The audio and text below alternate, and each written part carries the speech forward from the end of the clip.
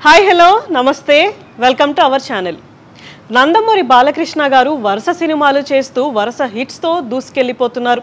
ఆయన చేసే సినిమాలన్నిటితో ఆయన ఫ్యాన్స్కి ఒక మంచి ట్రీట్ ఇస్తున్నారు అని చెప్పుకోవచ్చు.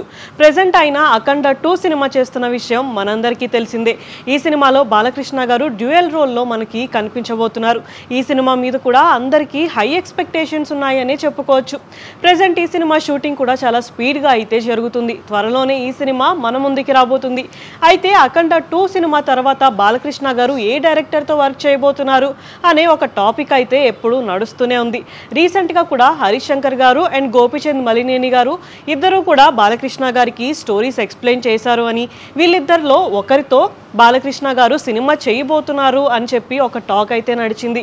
మొత్తానికి ఇప్పుడు వస్తున్న లేటెస్ట్ న్యూస్ ప్రకారం బాలకృష్ణ గారు ఆయన నెక్స్ట్ సినిమాని గోపీచంద్ మలినేని గారితో అయితే ఫిక్స్ చేసుకున్నారంట.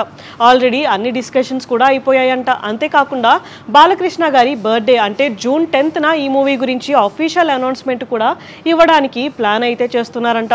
వీళ్ళిద్దరి కాంబినేషన్లో వచ్చిన వీరసింహారెడ్డి మూవీ మంచి హిట్ అయితే అయింది. ఇప్పుడు వీళ్ళిద్దరి కాంబినేషన్లో మళ్ళీ ఒక మంచి మాస్ సినిమా రాబోతుంది అనగానే అందరూ చాలా ఎగ్జైట్ అవుతున్నారు అని చెప్పుకోవచ్చు. అయితే ఈ విషయం నిజమో కాదో అని తెలియాలి అంటే మనం బాలకృష్ణ గారి బర్త్డే వరకు వెయిట్ చేయాల్సిందే.